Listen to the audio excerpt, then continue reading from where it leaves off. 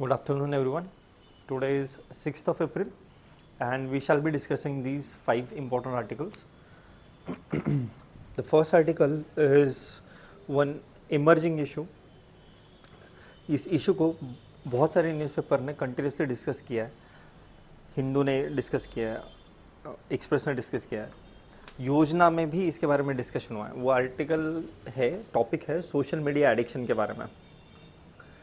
Second जो हम discuss करेंगे वो है election commission of India ECI के ट्रांसफ़र कंट्रोवर्सी के बारे में. Third is regarding human wild life conflict. इसमें हम स्पेशली जो रोड पर डेथ हो रहे हैं वाइल्ड लाइफ के, रोड एक्सीडेंट्स के, उनको हम समझेंगे. Fourth is regarding coal gasification. एक कोल का डायरेक्टली गैस में syngas, we will be discussing that. And then we will be discussing one interesting phenomena called earthquake lights. So before we go further, these are just reminders that the April foundation batch will be starting soon. This foundation batch is very well suited for those who are working professional, क्योंकि इस batch में आप अपने मन के हिसाब से, आपके चॉइस के हिसाब से out of these 4 timings you can choose as per your convenience. ये बैच जो है ये ऑनलाइन एंड ऑफलाइन दोनों मोड में अवेलेबल है. That means it's in hybrid format. So you can contact on the number mention on your screen to get further details. This is regarding prefit ecosystem. ये MCQ based ecosystem develop की है CSAP ने. इसमें 15,000 plus MCQs है जो free and paid ऐसे 2 courses में divided है. फ्री कोर्स में 3,000 प्लस MCQs को डिस्कस किया गया है. यूट्यूब पर ऑनलाइन लाइव डिस्कशन होता है. एंड 12,000 जो MCQs है वो टेस्ट के फॉर्मेट में पेड कोर्स का पार्ट है. इसका जो प्राइस है वो 7,999 है. And you can access it even at further discounted rate by contacting on the number mention on your screen. ये जो अभी हम CA डिस्कस कर रहे हैं इसमें 10 MCQs होता है, या जो कंटेंट है उसको आपको अगर क्विकली रिवाइज करना है तो you can download the PDF by scanning these QR codes. So let's get started. First article is social media addiction. ये GS1, GS2, GS4 ये तीनों पेपर में ये रोल प्ले करता है. अब सोशल मीडिया एडिक्शन होता क्या है? What is it? It is a behavioural addiction of society और ह्यूमन बींग्स. एंड ये जो एडिक्शन है, ये जो सोशल मीडिया प्लेटफॉर्म्स है उस पर ग्लू करने वाला है. It's like continuous dopamine drill. आप घंटों तक सोशल मीडिया पे, इंस्टाग्राम हो या कोई और हो, इस पे यूट्यूब रील्स हो, आप कंटिन्यूसली वहाँ पे फंस जाते हो. बिफोर यू रियलाइज़ ये 2, 3, 4 घंटे उसमें निकल जाता है. आपकी ज़िंदगी जो है वो उसके लाइक्स एंड व्यूज़ से शेप होने लगती है. इसे कहते हैं सोशल मीडिया एडिक्शन. ये कैरेक्टराइज्ड बाय कंपल्सिव यूसेज. आप चाहो या ना चाहो आप अननोइंगली उसको यूज़ करना शुरू कर देते हो. You lose the control and it starts living negative impact on your daily life. ये जो सोशल मीडिया एडिक्शन है it works on the dopamine reward pathways. It works on dopamine reward pathway. ये मतलब एक तरीके से गैम्बलिंग या जो सब्सटेंस अब्यूज़ होता है, जैसे कोई भी सब्सटेंस अब्यूज़, ड्रग्स अब्यूज़ होता है, उसके जैसे ये काम करता है. आपके बॉडी को वो आदत लग जाती है.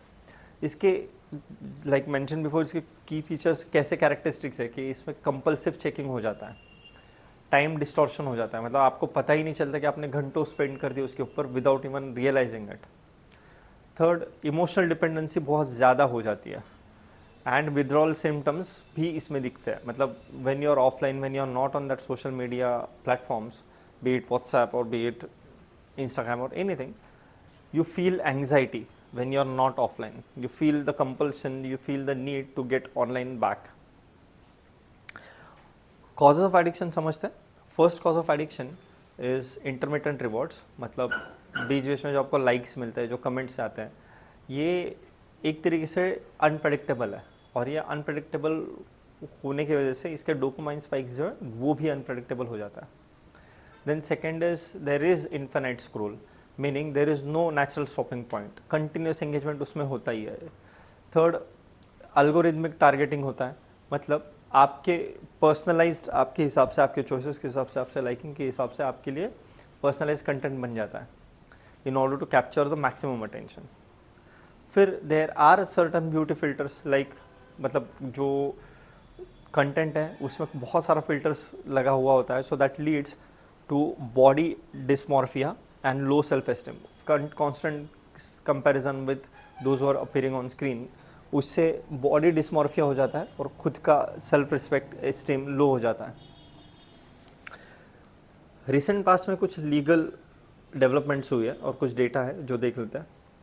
2026 में यूएस कोर्ट का रूलिंग आया था जिसमें एडिक्टिव डिज़ाइन के कारण लगभग $6 मिलियन का डैमेजेस पे करना पड़ा था, लगभग 375 मिलियन की पेनल्टी दी गई थी चाइल्ड सेफ्टी इश्यूज से रिलेटेड।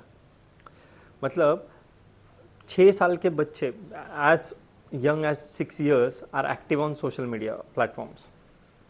और कुछ इंटरनल रिपोर्ट्स जी हैं जैसे कि बिग टेक के जो होते हैं, ये बिग टेक जो है ना, these are aware about the mental health risks involve. Now ये सारा एडिक्शन का इम्प्लीकेशंस क्या है? First, huge mental health crisis exist करता है, एंजाइटी, डिप्रेशन, स्ट्रेस एक्सेट्रा। दूसरा, डेवलपमेंटल रिस्क है, क्योंकि ये जो सोशल मीडिया एडिक्शन है ना, ये कॉग्निशन के लेवल पर, सोशल स्किल्स के लेवल पर नेगेटिव इम्पैक्ट कर देता है, स्पेशली चिल्ड्रंस में। फिर there is a legal shift that has been observed, मतलब it has shifted from user responsibility to platform liability. अब तक ये था कि सिर्फ जो यूज़ करे उनके ऊपर रिस्पॉन्सिबिलिटी हुआ करती थी, but recent amendments in different acts all over the world have transitioned from putting responsibility on the user to जो इसका भी प्लेटफॉर्म है उनके ऊपर। फिर then there are some ethical concerns कि आप कितना प्रॉफिट के पीछे भागोगे या सोसाइटी या पब्लिक के वेलबींग के बारे में भी सोचोगे। इवन एनी गवर्नमेंट और any country wish to regulate the social media addiction, there are certain challenges. First challenge is free speech versus regulation. दूसरा, जो प्लेटफॉर्म्स है ये ग्लोबल है, किसी कंट्री स्पेसिफिक नहीं, so it has a global nature. Third जो है वो किसी भी कंट्री में कोई exact crystal clear legal framework exist नहीं करता है। एंड देन फोर्थ इज जो कैपिटलिस्ट वर्ल्ड है, जो कॉरपोरेट्स है, there exist a corporate resistance, तो रेगुलेट करने में ये चैलेंजेस आता है। So what is a way forward? First, we have to integrate age verification systems. Second, जो एडिक्टिव डिज़ाइन है उसका रेगुलेशन इज ऑल्सो नेसेसरी। मतलब कुछ स्क्रोल जो इन्फाइनाइट होता है ना, उसको लिमिट करना ज़रूरी है, नोटिफिकेशंस को रेगुलेट करना ज़रूरी है। We also need transparency requirements, meaning algorithms का इंडिपेंडेंट ऑडिट भी होना चाहिए, डिजिटल लिटरेसी प्रोग्राम्स रन करने चाहिए, रेगुलेशन को बैलेंस भी रखना चाहिए जिसमें अकाउंटेबिलिटी हो एंड इंडिविजुअल के राइट्स भी प्रोटेक्ट हो।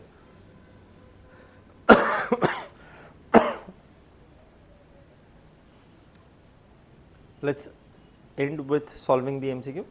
First MCQ is social media addiction is primarily associated with A. physical disease, B. behavioral addiction, C. genetic disorder, or D. viral infection. It is clearly related with behavioral addiction क्योंकि dopamine reward system से ये control करता है। Second MCQ, which of the following contribute to the social media addictions? First, infinite scroll. Second, algorithmic content targeting. And third is random reward system. Answer is 1, 2 only. Second article is regarding ECI transfer controversy. ये GS paper 2 में constitutional bodies, federalism, elections इस syllabus से लिया गया। हुआ क्या? ये controversy involves the election commission of India transferring senior IAS and IPS officer in poll bound states, क्योंकि व्हेन इलेक्शंस आर कंडक्टेड, जब इलेक्शंस के डेट डिक्लेयर हो जाती है, जब मॉडल कोड ऑफ कंडक्ट शुरू हो जाता है, तब election commission of India becomes the sole authority which can exercise power in managing the election, और उस चक्कर में वो IAS and IPS senior IAS IPS officer को भी उनका ट्रांसफ़र करवाते हैं, specially in poll bound states. मतलब ये कितना सीनियर पोस्ट के chief secretary of the state या director general of police of the state, इनको भी वो ट्रांसफ़र करवा देता है। This triggered the debate over constitutional validity versus federal autonomy, क्योंकि इलेक्शन कमीशन ऑफ इंडिया तो कॉन्स्टिट्यूशनल बॉडी है, और लेकिन जो फेडरल स्टेट है, जिस स्टेट में इलेक्शन होता है, उनको लगता है कि सेंटर इंटरफेयर कर रहा है। कॉन्स्टिट्यूशनल बेसिस पहले समझेंगे। आर्टिकल 324 जो है, it gives election commission of India the authority of superintendence, direction and control of elections. This is considered as residual power. Second, जो जुडिशियल इंटरप्रिटेशन है, Mohinder Singh Gill versus chief election commissioner case जो था, उसमें उन्होंने ये कहा था कि आर्टिकल 324 जो है, ये कोई एब्सोल्यूट आर्टिकल नहीं है। It must follow the existing laws and it must respect the rule of law and the element of natural justice. Representations of the People Act 1950 and 1951 जो है, there is no specific explicit power to transfer the top official, नहीं लिखा हुआ clearly. Representative peoples act जो है 1950, उसमें section 13CC कहता है जो ऑफिसर्स ऑन इलेक्शन ड्यूटी होते हैं, they are under the election commission of India's control. And all India services act जो है, मीनिंग जो IAS और IPS के ट्रांसफर और कंट्रोल को रेगुलेट करता है, ये स्टेट गवर्नमेंट का डोमेन है। अब ECI क्यों ट्रांसफर करते हैं ऑफिसर्स को? फर्स्ट, जो टू मेक श्योर कि एडमिनिस्ट्रेशन न्यूट्रल है इलेक्शन के दौरान। दूसरा, to prevent the misuse of state machinery. Third, to create a level playing field, and fourth, to build the public trust in elections. इसमें election commission जब officers को transfer करता है, तो ये सारे चीज़ें वो इंश्योर कर देता है। ये ट्रांसफ़र में कुछ इश्यूज है, कुछ चैलेंजेस है। फर्स्ट, एक तो फेडरलिज्म का कॉन्फ्लिक्ट आ जाता है। स्टेट का कहना होता है कि यार ये स्टेट के स्टेट लिस्ट पावर में ECI इन्वॉल्व हो रहा है। दूसरा जो है वो एडमिनिस्ट्रेटिव डिसरप्शन है, कि सडन रिमूवल ऑफ जो टॉप ऑफिशियल्स होता है, that disturbs the existing administration, it creates some kind of vacuum. Third is transparency is lacking ना, मतलब ट्रांसफ़र के लिए कोई क्लियर आइडियाज़ नहीं है, कोई क्लियर क्राइटेरियाज लिखे हुए नहीं है। एंड फोर्थ इज डीमोरलाइजेशन, मतलब जो ऑफिसर्स को ट्रांसफ़र किया जाता है, they are like labelled biased without any following any due process. So that is the reason उनका डीमोरलाइजेशन हो जाता है। कोर कॉन्स्टिट्यूशनल डिबेट इसमें क्या इन्वॉल्व है? फर्स्ट, जो इलेक्शन कमीशन ऑफ इंडिया के प्लेनरी पावर्स है वर्सेस स्टेट्स एग्जीक्यूटिव अथॉरिटी है। इलेक्शन कमीशन ऑफ इंडिया का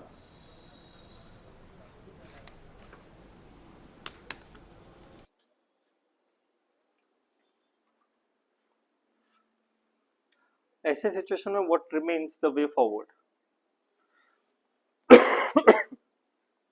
फर्स्ट, स्टैंडर्ड ऑपरेटिंग प्रोसीजर्स को रखना जरूरी है। I mean that should clearly mention the criterias for the transverse.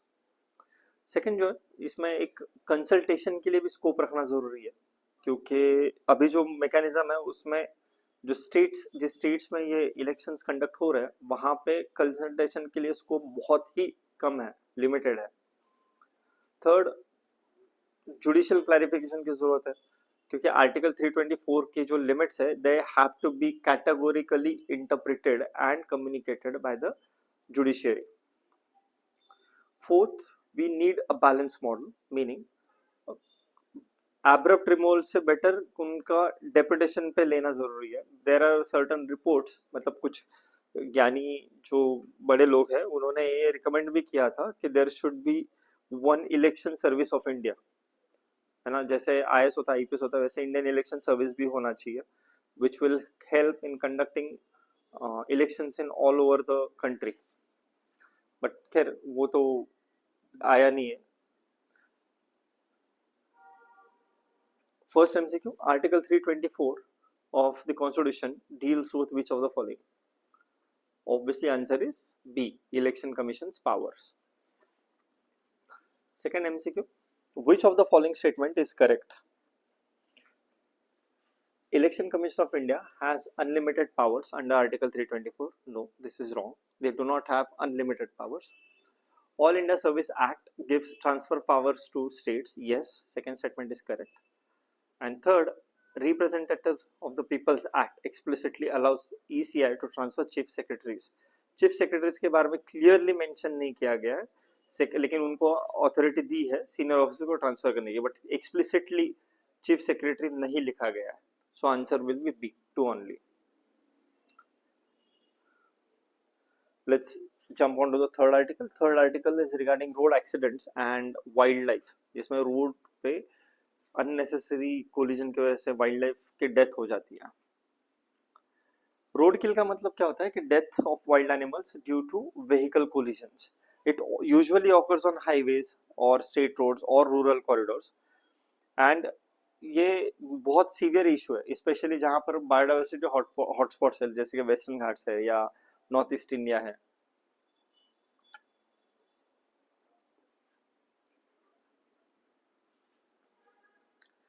पहले तो फैक्ट्स देखते हैं. 1997 से लेकर 2023 तक लगभग 6,500 एनिमल सिर्फ एक्सीडेंट में मरे. इसमें मेजॉरिटी जो है वो बड़े एनिमल्स होते हैं और उनका इम्पैक्ट बहुत कैटास्ट्रोफिक होता है.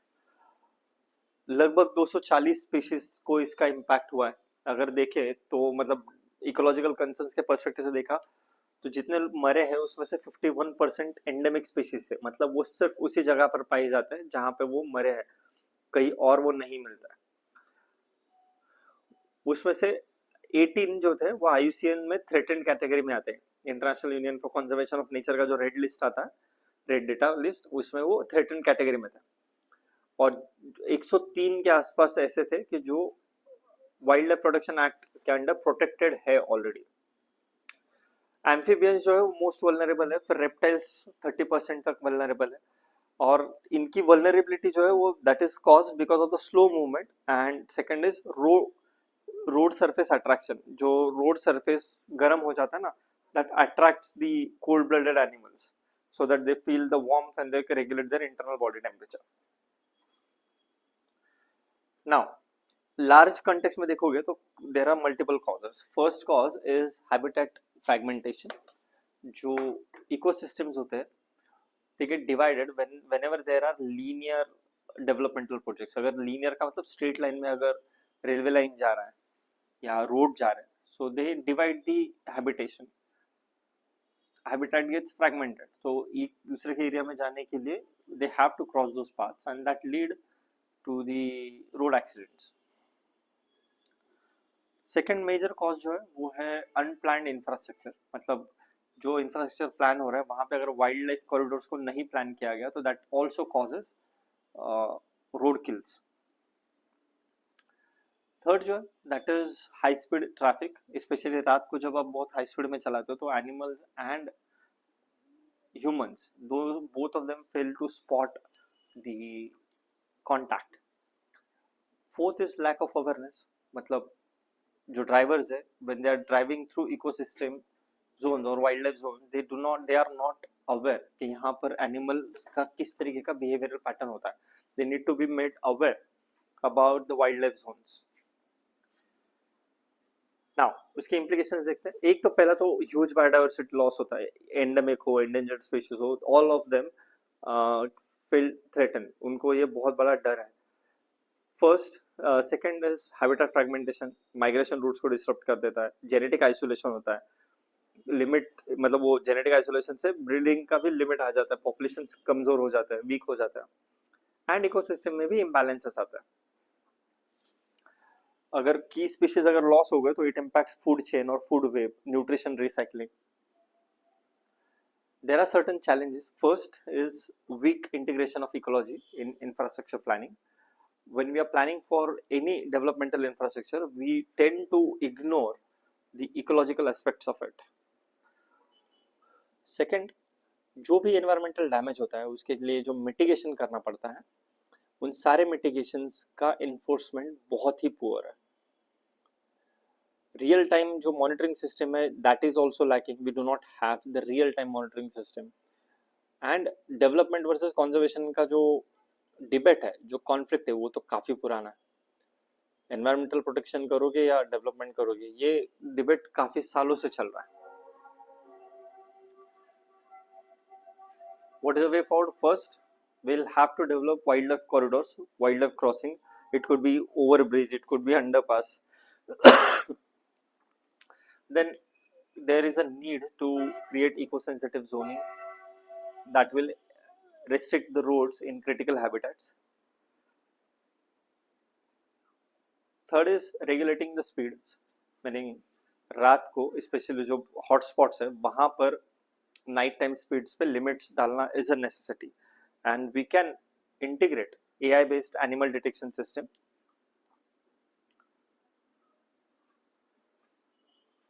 First MCQ, road kill are primarily referred to hunting of wildlife, death of animals due to vehicular collision, illegal wildlife trade, and D, natural mortality. Obviously the answer is B, death of animal due to vehicle collision.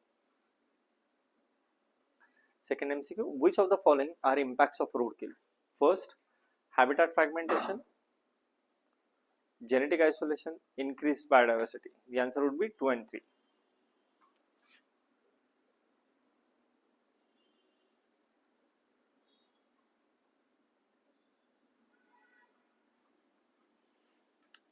Next article is coal gasification. ये GS paper 3 में science and tech energy security का part है। Coal gasification का क्या मतलब है? Coal gasification का मतलब है कि ये thermo and chemical process, heat and chemical process से जो कोल है अंडरग्राउंड उसको सीधा यूजेबल गैस में कन्वर्ट कर देता है। उस गैस को कहा जाता है सिन गैस। ये जो सिन गैस है it is mixture of 3 important component. First is carbon monoxide that is CO, and hydrogen and methane. इसमें से जो मीथेन है that burns as a fuel. It is considered as cleaner alternative to coal combustion. How it works? इसमें 4 stage होता है। First is reaction stage, जिसमें कोल steam के साथ रिएक्ट करता है एंड ऑक्सीजन के साथ रिएक्ट करता है under the high temperature and pressure, जमीन के नीचे ही डीप में। वहां पर पार्शियल ऑक्सीडेशन होता है, मतलब पार्शियल बर्निंग होती है कोल की, पूरी तरह से कोल नहीं जलता है। वो जलने से सीन गैस का फॉर्मेशन होता है जिसमें carbon monoxide and hydrogen rich gas produce होता है। एंड देन गैस की क्लीनिंग होती है जिससे सल्फर, डस्ट, मर्क्यूरी इनको रिमूव किया जाता है। ये पावर जनरेशन में यूज हो सकता है, फर्टिलाइजर्स मतलब यूरिया फॉर्मेशन में यूज हो सकता है, केमिकल्स या लिक्विड फ्यूल्स में यूज हो सकता है सिन गैस। अब इसके कुछ की फीचर है। फर्स्ट, ये एक वर्सेटाइल फ्यूल है, मतलब ये कोल गैसिफिकेशन एक वर्सेटाइल एक्ट है। इसमें आप सरफेस पर भी गैसिफिकेशन कर सकते हो या अंडरग्राउंड कोल गैसिफिकेशन भी हो सकता है, UCG जैसे कहता है। दूसरा, ये प्रोसेस क्लीनर है, मतलब जो बाकी के जो कंबशन प्रोसेस है उससे ये क्लीनर है, क्योंकि कंबशन से पहले ही काफी सारे पोल्यूटेंट जैसे सल्फर, मर्क्यूरी को रिमूव कर देता है। दूसरा, थर्ड इज जो रिसोर्सेस यूज होते हैं वो एफिशिएंटली यूज होता है, मतलब इसमें पानी का यूज बहुत कम है कंपेयर टू जो थर्मल प्लांट्स में यूज होता है पानी। लास्ट इज जो बाई प्रोडक्ट्स है दोज आर वेरी वैल्यूएबल, मतलब जो स्लैग निकलता है वो कंस्ट्रक्शन में यूज हो जाता है, जो सल्फर निकलता है उसको इंडस्ट्रियल यूज में लेकर जाता है। इसका significance, obviously it provides energy security, मतलब जो imported LNG and crude oil है उसके ऊपर का डिपेंडेंस कम कर देता है। दूसरा, जो डोमेस्टिक कोल है उसका यूटिलाइजेशन जो है वो एक तरीके से साइंटिफिकली यूटिलाइज कर सकता है, क्योंकि इंडिया में बहुत ज्यादा कोल रिजर्व्स है, तो उसको बिना बाहर निकाले सिन गैस के थ्रू इंडिया यूटिलाइज कर सकता है। फिर ये इंडस्ट्रियल ग्रोथ को भी सपोर्ट करता है, जैसे कि फर्टिलाइजर सेक्टर है या पेट्रोकेमिकल्स है।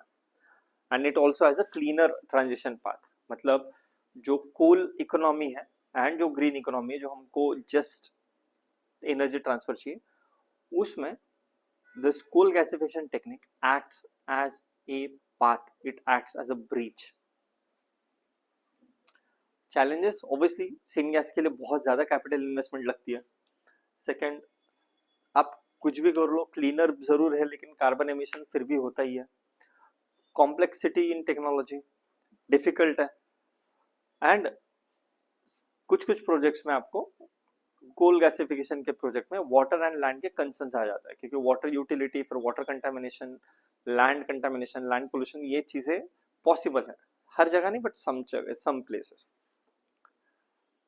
What is the way forward? इसको हम अगर हम CCUS जो है carbon capture utilisation and storage से कम इसके साथ अगर इंटीग्रेट करते हैं तो we will benefited better.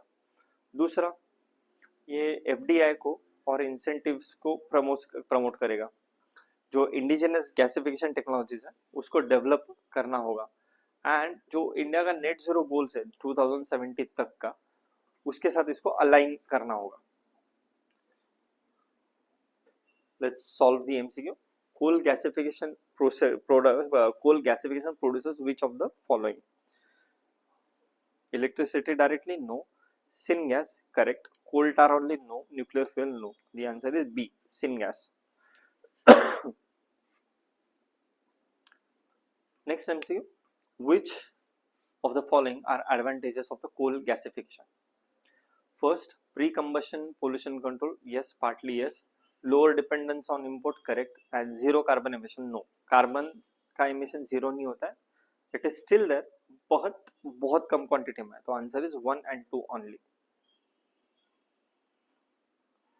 Let's jump on to the last article, that is earthquake lights. GS paper 1 में है और SNT में भी इसको इंक्लूड किया जा सकता है। अर्थक्वेक लाइट्स होते क्या? ये एक रेयर ल्यूमिनस फिनोमेना है जो अर्थक्वेक के पहले या अर्थक्वेक के टाइम में, अर्थक्वेक के बाद में देखा जाता है। पहले इसको एक मिथ की तरह समझा जाता था, लेकिन अब इसको साइंटिफिकली प्रूव कर दिया गया है, साइंटिफिकली इसको स्टडी किया जा रहा है। It has been recognised by United States geological survey as seismic related optical events. जब अर्थक्वेक हो रहा होता है उसके पहले या उसके बाद में आकाश में अजीब सी लाइट दिखाई देती है रात को। इसमें स्टेप वाइज प्रोसेस देखेंगे। एक तो इसके डिटेलिंग में हमें जाने की जरूरत नहीं है, बट ये समझिए कि अर्थक्वेक लाइट्स जो है, it is not a myth, it's a reality. Tectonic stress develop होता है, फिर उसके वजह से चार्ज कैरियर जो है वो एक्टिवेट हो जाता है, मतलब जिसमें P holes, positive holes generate हो जाता है।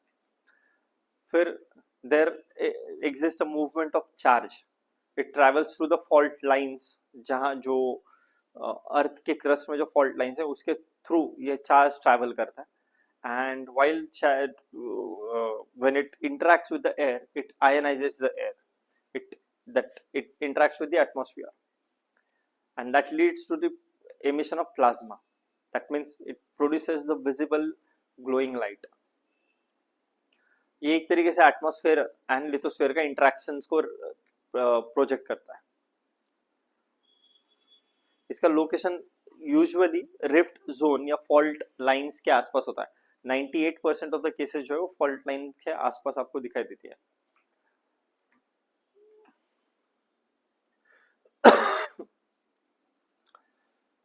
It can act like a pre seismic indicator, like early warning signal की तरह ये काम कर सकता है, and it will help us study the crustal stress, electric properties of the rocks, etc. It demonstrates the interaction between lithosphere, that is Earth's surface area, atmosphere and ionosphere. इसके limitation है कि ये बहुत रेयरली दिखाई देता है, ये बहुत ही अनप्रेडिक्टेबल है, एंड दूसरा ये अभी तक हम लोग इसको रिलायबल अर्ली वार्निंग सिस्टम की तरह नहीं देख सकते, and it requires more empirical data and validation to confirm the theory. First MCQ, earthquake lights are associated with A, volcanic eruption, B, atmospheric pollution, C, seismic activity, or D, solar radiation. These are associated with seismic activity. Second MCQ, which of the following statements are correct? EQL occurs near the fault zones. Second, it involves ionization of the air. And 3, it always produces sound. The answer is 1 and 2 only. Sound के बारे में कोई confirmation नहीं है। ये CSAB के smart books है जो अब एसमे स्क्रिप्ट में भी अवेलेबल है, and you can access these by contacting on the number mentioned on your screen. Thank you so much for joining in. Have a good day.